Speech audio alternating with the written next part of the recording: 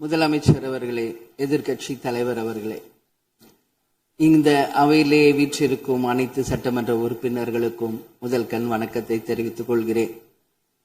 இன்றைக்கு சட்டப்பேரவையிலே பேசப்பட்ட இந்த தீர்மானம் ஒட்டுமொத்த தமிழக மக்களின் வாழ்வாதாரத்தைக்கும் மிக முக்கியமான ஒரு தீர்மானம். எனவே இதை யாரும் மறுக்கப் போவதும் இல்லை, ஏற்காமல் விடப் போவதும் இல்லை.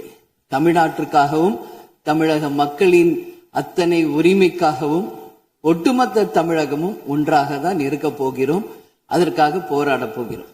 ஆனால் நாம் சற்று இதை பற்றி யோசித்தால், சுதந்திரம் வாங்கின காலத்திலிருந்து இன்றைக்கு வரைக்கும் காவேரி பிரச்சனையும் முல்லை பெரியாறு பிரச்சனையும் தமிழக மீனவர்கள் பிரச்சனையும் தொடர்ந்து பேசிக்கொண்டுதான் இருக்கிறோமே ஒழிய எதற்கும் இதுவரைக்கும் நிரந்தரமாக தீர்வு ஏற்பட்டதாக ஒரு வரலாறு இல்லை என்பதை நிச்சயமாக இந்த நேரத்தில் நான் பதிய வைக்க விரும்புகிறேன். இதற்கு எந்த குறிப்புகளோ படிக்க வேண்டிய அவசியம் இல்லை. இது உணர்வு, நம் மனதிலே ஆழமாக இருக்கும் நம் உணர்வை பதிய வைக்க வேண்டிய இடம் இந்த சட்டமன்றம். இந்த சட்டமன்றமே தமிழக மக்களுக்கானது. தமிழக மக்களின் வரி பணத்தில் நடத்தப்படுவதுதான் இந்த சட்டமன்ற இந்த கூட்டங்கள் எல்லாம். அப்படி இருக்கையில் தமிழக மக்களின் உரிமையை நாம் ஒவ்வொரு முறையும் நம்மை சுற்றி இருக்கின்ற மாநிலங்களிடம் போய் கேரளா, கர்நாடகா, ஆந்திரா, இன்னொரு பக்கம் மீனவர்களுக்காக ஸ்ரீலங்கா என்று தொடர்ந்து கேட்டுக்கொண்டுதான் இருக்கிறேமே ஒழிய தன்னிறைவு பெற்ற ஒரு மாநிலமாக தமிழ்நாடு என்றைக்கு வரப்போகிறது என்பதை தான் நான் இந்த நேரத்தில் சிந்திக்கிறேன். ஏன்னா நம்மை சுற்றி இருக்கின்ற நமது தலைவர்கள் எல்லாருமே இந்த பிரச்சனைக்காக, அம்மையார் புரட்சி தலைவி ஜெயலலிதா அவர்கள் காவேரிக்காக உண்ணாவிரதம் இருந்தாங்க, முதலமைச்சராக இருந்து. கலைஞர் அவர்கள் இதற்காக பல போராட்டங்கள் நடத்தினார். அண்ணன் ஸ்டாலின் அவர்கள் பல தீர்மானங்களை நிறைவேற்றி இருக்கிறார்கள்.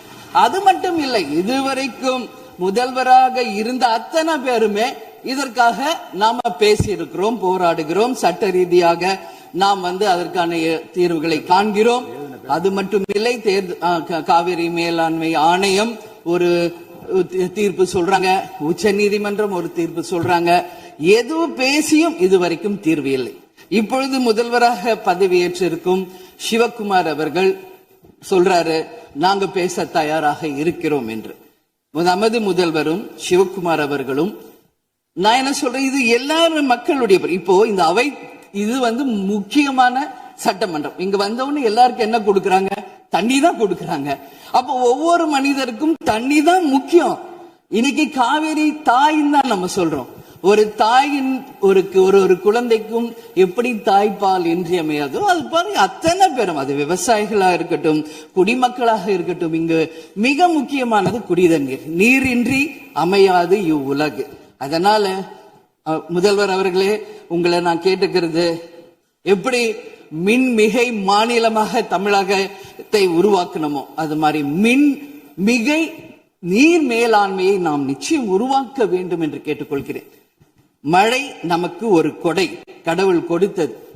அதற்கு இனி வர இருக்கும் மழை காலத்திற்கு முன் அதற்கான தீர்வுகளை நாம் ஏற்படுத்தி எங்கெல்லாம் தமிழ்நாட்டின் நதிகளை இணைக்க வேண்டும். சும்மா நம்ம போய் பக்கத்து ஸ்டேட்டுக்கிட்டே தண்ணி கொடுங்க, டேம் கட்டாதீங்க கேட்டுக்கிட்டே தான் இருக்கோம், எதுவுமே நடக்கல.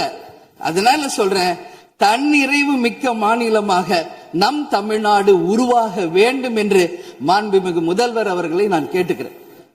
தமிழ்நாட்டில் இருக்கிற நதிகளை நாம் இணைப்போம், எல்லா இடத்துலையும் தூர்வாருவோம். வரப்போகும் மழைக்காலத்திற்குள்ள அந்த நீரை எப்படி சேமிக்க வேண்டும் என்பதை நாம முடிவு செய்யணும்.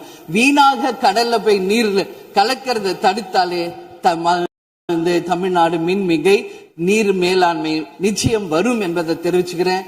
இதுல யாருக்கும் எந்த மாற்று கருத்தும் இருக்காது. தமிழ்நாடின் உரிமை என்றைக்கும் நாம் விட்டு தர முடியாது. முன்னொரு காலம் புரட்சி கலைஞர் கேப்டன் எதிர்கட்சி தலைவராக இருந்தபோது தமிழகத்தின் பிரச்சனைக்காக அனைத்து கட்சியும் ஒன்று திரட்டி டெல்லிக்கு சென்று பிரதமரை சந்தித்து தமிழக மக்கள் சார்பாக கோரிக்கை வைத்தார். அதுபோல் தேவைப்பட்டால் அனைத்து கட்சியையும் நீங்கள் ஒன்றாக அழைத்து சென்று தமிழக மக்களின் உரிமையை நிலையாக உறுதியாக நீங்கள் நிலைநாட்ட வேண்டும் என்பதை நான் கேட்டுக்கொள்கிறேன். எனவே தேசிய முற்போக்கு திராவிட கழகம் என்றைக்கும் தமிழ்நாட்டின் உரிமைக்காகவும் தமிழக மக்களின் உரிமைக்காகவும் உறுதியாக மேகதாதுவில் அணை கட்டக்கூடாது என்பதிலும் எந்த மாற்று கருத்தும் இல்லை. தீர்மானத்தை வரவேற்கிறேன் என்று கூறி அமர்கிறேன். நன்றி, வணக்கம்.